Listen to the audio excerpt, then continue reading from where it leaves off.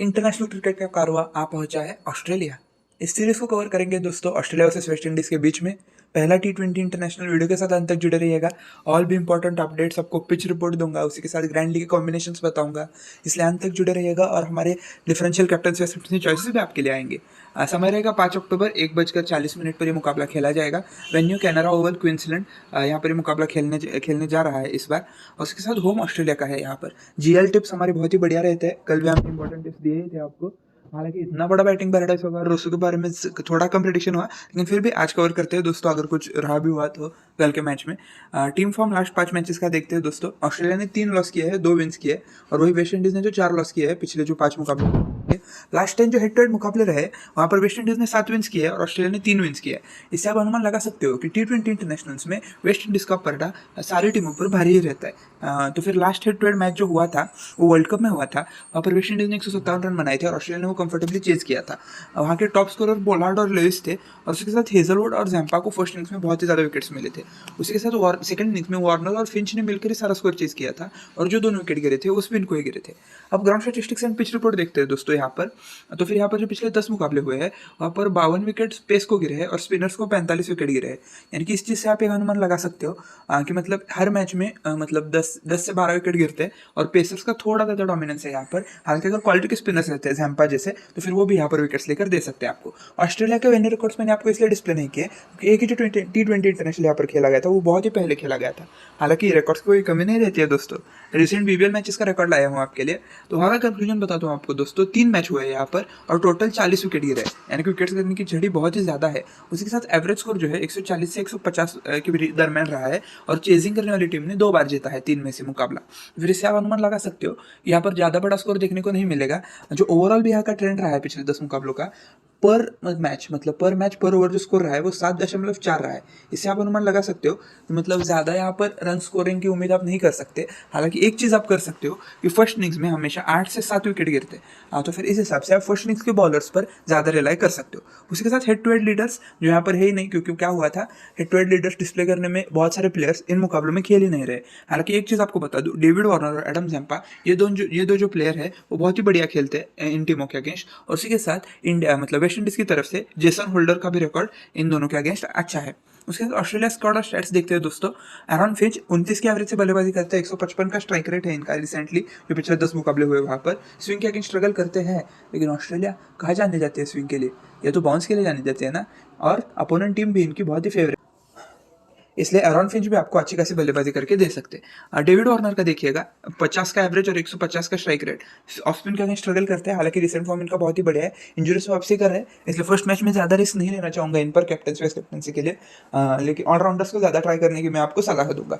उसके साथ Mitchell Marsh देखिएगा 27 का बॉलिंग एवरेज, 27 का बैटिंग एवरेज, ये भी बहुत ही बढ़िया बंदा है। चुपके से आके अपना मिचेल मार्श देखिएगा बॉलिंग एवरेज 27, बैटिंग एवरेज 27, बहुत ही मतलब ये भी इंपॉर्टेंट बंदा है, चुपके से आके अपना काम करके चला जाता है। स्टीव स्मिथ भी देखिएगा, स्ट्राइक रेट 162 का है और एवरेज भी इनका 45 के करीब है। तो फिर जब यहाँ पर ग्राफ ट्रेनिंग खेलनी होती है या फिर अगर सारे जो स्ट्रोक मेकर्स है वो आउट हो जाते हैं, तो फिर स्टीव स्मिथ जैसे बल्लेबाज आपको इंपॉर्टेंट स्कोर करके देंगे। और वो भी जब लो स्कोरिंग मुकाबले होते हैं तो टॉप 3 का कंट्रीब्यूशन बहुत ही बढ़िया रहता है, इसलिए स्टीव स्मिथ आपके लिए इस मुकाबले में इंपॉर्टेंट पिक हो जाते हैं। मैथ्यू वेड देखिएगा 142 का स्ट्राइक रेट, 37 का एवरेज। और इनकी इंपॉर्टेंट चीज बता दो आपको दोस्तों, कैसा भी हो टॉप ऑर्डर या फिर अपोनेंट टीम ने अच्छी खासी गेंदबाजी की भी हो, फिर भी आपको अच्छी कंट्रीब्यूशन करके देते हैं। ये आपने रिसेंट इंडिया की सीरीज में देखा ही है। उसके साथ ग्लेन मैक्सवेल देखिएगा, बैटिंग एवरेज 20 का, बॉलिंग एवरेज 25 का। ज़्यादा लोग इन पर ट्रस्ट नहीं कर रहे हैं, रीजन बहुत सिंपल है, क्योंकि इनसे गेंदबाजी कराई नहीं गई इंडिया की सीरीज में, इसलिए मैं भी थोड़ा साशंक हूँ इन पर ज़्यादा ट्रस्ट करने के हेतु। लेकिन एक चीज़ आपको बता दूँ, सारा मैचअप्स का खेल है दोस्तों। इंडिया के पास लेफ्ट हैंडर्स की बहुत ही कमी थी, इसलिए इंडिया के अगेंस्ट ग्लेन मैक्सवेल जैसे गेंदबाजी की ही नहीं। लेकिन अब वेस्ट इंडीज के अगेंस्ट लेफ्ट हैंडर्स बहुत ही ज़्यादा है, इसलिए ऐसा हो सकता है कि ग्लेन मैक्सवेल आपको पावर प्ले में या मिडल ओवर्स में गेंदबाजी करते दिख जाए। टिम डेविड क्या 50 मारा था यार लास्ट मैच में। ये भी इंपॉर्टेंट प्लेयर है, एवरेज इनका 29 का है, 180 का स्ट्राइक ऑस्ट्रेलिया, तभी आप टिम डेविड को टीम में मतलब अच्छे से रख सकते हो। जॉश इंग्लिश देखिएगा 26 का एवरेज, 138 का स्ट्राइक रेट। इनकी बैटिंग ऑर्डर बहुत ही नीचे है, इसलिए इन्हें बैक कितना करना है ये थोड़ा मतलब क्वेश्चन मार्क देता है। लेकिन आप अगर चाहो तो इन्हें एक GL कॉम्बिनेशन में बैक कर सकते हो। शॉन एबॉट के बारे में मैंने पर्पजली खाली रखा है, T20 रिकॉर्ड्स इनकी बहुत ही मिसलीडिंग है। इन्होंने इंडिया के अगेंस्ट भी बहुत कम ही मुकाबले खेले थे।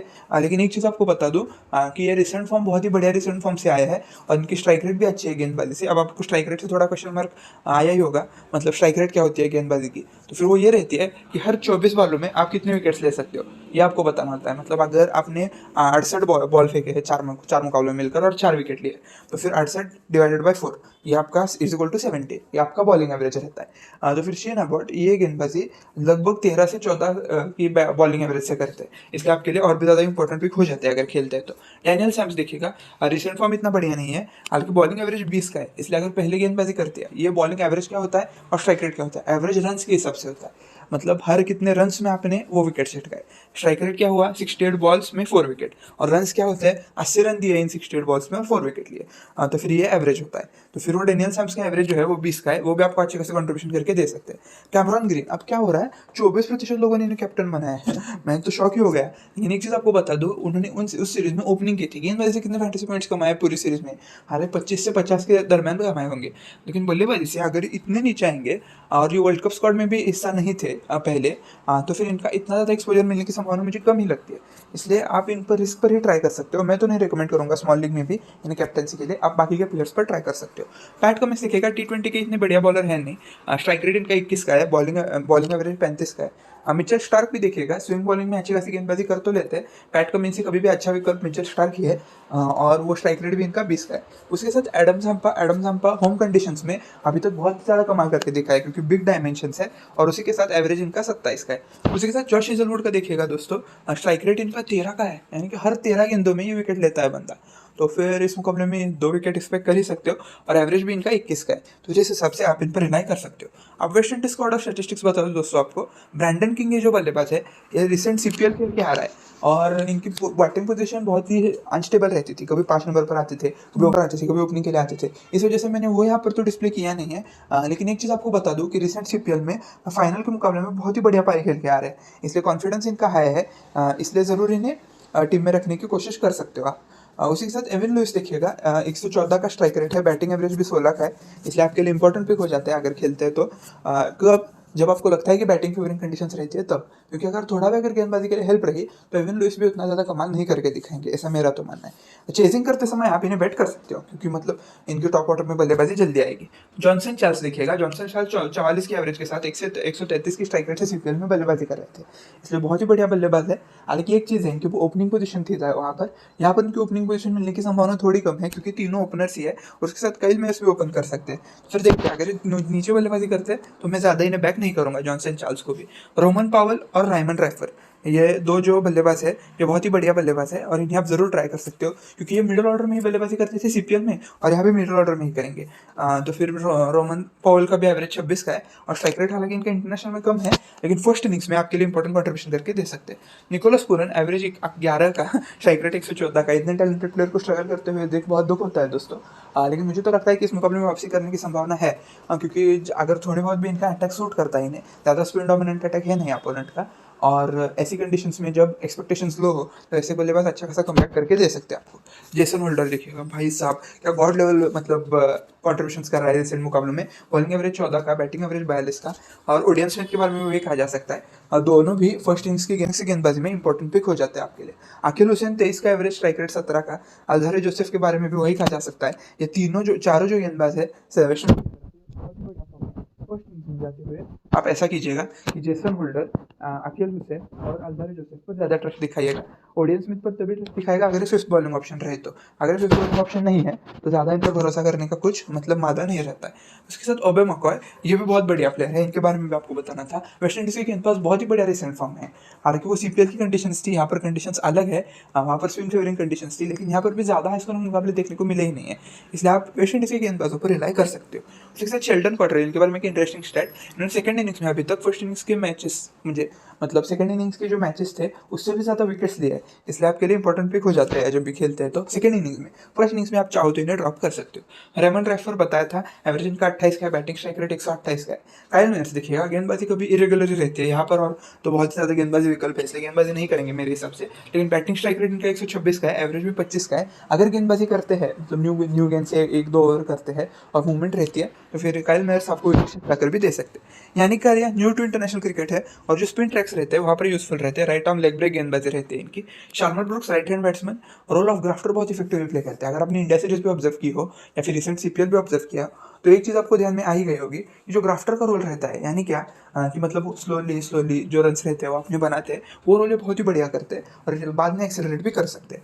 अब हमारा एज यूजुअल आरजे फैंटेसी का गेम प्लान, सिर्फ वो आपको ये बताना था कि आपको अपनी टीम में फर्स्ट इनिंग्स के बॉलर्स को पैक करना है। उसी के साथ एक और चीज़ आपको बता दूं कि लो स्कोरिंग मुकाबले की एक्सपेक्टेशंस कीजिएगा और उसी के साथ स्कोर जो होगा वो अगर बहुत ही लो रहता है तो अपोनेंट टीम के मतलब सेकंड बैटिंग करने वाली टीम के ओपनर्स को और टॉप 3 को जरूर टीम में रखिएगा। ये मेरे हिसाब से आपके लिए गेम प्लान है। अगर आपको इसमें कोई त्रुटि लग रही है तो आप अपने हिसाब से अपना गेम प्लान बना सकते हो। Safe captaincy choice David Warner है, मिचेल मार्श है, जेसन होल्डर है। इन तीनों को मैं इस मुकाबले में बैक कर रहा हूँ। मिचेल मार्श को इसलिए कि वो गेंदबाजी भी करेंगे और बल्लेबाजी में 3 नंबर पर आ सकते हैं, इस हिसाब से मैं इन्हें बैक कर रहा हूँ। और उसी के साथ डेविड वार्नर को मैं रिसेंट फॉर्म से आ रहे और अच्छी खासी कंट्रीब्यूशन करेंगे। जेसन होल्डर को भी मैंने आपको ऊपर बता ही दिया क्यों बैक कर रहा हूँ। उसके साथ डिफरेंशियल प्लेयर्स जिन्हें आप कैप्टन से ट्राई कर सकते हो।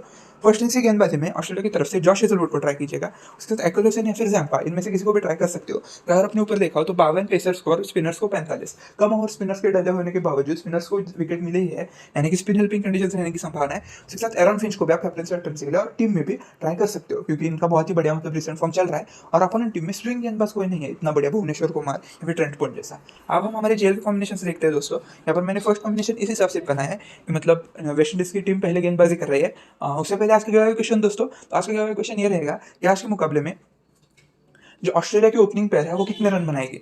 आपको पाँच रनों की रेंज तक रखनी है दोस्तों और आपको बताना है यानी कि 5 से 10 रन बनाएगी या फिर 25 से 30 रन बनाएगी, ये आपको बताना है दोस्तों। तो फिर जो ऑस्ट्रेलिया की टीम है वो कितने की रेंज रखेगी और कितने की ओपनिंग पार्टनरशिप करेगी ये आपको बताना है। उसकी तरफ से डेविड वार्नर ओपनिंग के लिए आया है। उसी के साथ Steve Smith, Evin Lewis, Brandon King opponent team के ओपनर्स मैंने टीम में रखे और उसके साथ Jason Holder, Alzarri Joseph, Obed McCoy death की गेंदबाज मैंने टीम में रखे हैं। जैम्पा और हेजलवुड को भी मैंने टीम में रखा है। मैक्सवेल भी मेरी टीम में आ गए हैं। इस हिसाब से जेसन होल्डर डेथ में विकेट्स लेगा, इस हिसाब से मैंने टीम प्रिपेयर की है। अब सेकंड कॉम्बिनेशन जहाँ पर मैंने दोनों ऑलराउंडर्स पर भरोसा दिखा है। यहाँ पर ऑस्ट्रेलिया पहले बल्लेबाजी कर रही है इसलिए मैंने इनकी इंपॉर्टेंट पिक्स लिए है टीम में और वेस्ट इंडीज की तरफ से भी ये सारे मैंने ऑप्शन यहाँ पर रखे हैं जो विकेट टेकिंग मतलब कॉन्ट्रीब्यूशन करके दे सकते हैं। एक ऑप्शन मैंने कंसिडर नहीं किया है कि जहाँ पर वेस्ट इंडीज पहले बल्लेबाजी करे, क्योंकि वहाँ पर एक चीज़ ट्विस्ट वाली रहेगी कि वहाँ पर ऑस्ट्रेलिया की जो गेंदबाज रहेंगे वो कितने ओवर्स को कंट्रीब्यूशन करेंगे, वो एक थोड़ा कंट्रीब्यूशन क्वेश्चन मार्क ही है। तो फिर इस हिसाब से अगर वेस्ट इंडीज पहले बल्लेबाजी करती है तो आप स्टीव स्मिथ को ड्रॉप करके एक आध वेस्ट इंडीज के बल्लेबाज को टीम में रख सकते हो, जैसे कि शार्मर ब्रूक्स रहेंगे या काइल मैथ्यू रहेंगे और वहाँ पर अकील हुसैन और ओबेड मकॉय इन दोनों में से एक को टीम में रखें। आप जॉश हेजलवुड के साथ एडम जैम्पा को टीम में रखिएगा या फिर मिचेल स्टार्क को टीम में रखिएगा और उन दोनों में से किसी को डेथ ओवर्स की कैप्टनसी के लिए ट्राई कर सकते हो। थैंक यू दोस्तों वीडियो के साथ जुड़े रहने के लिए। जय श्री कृष्णा।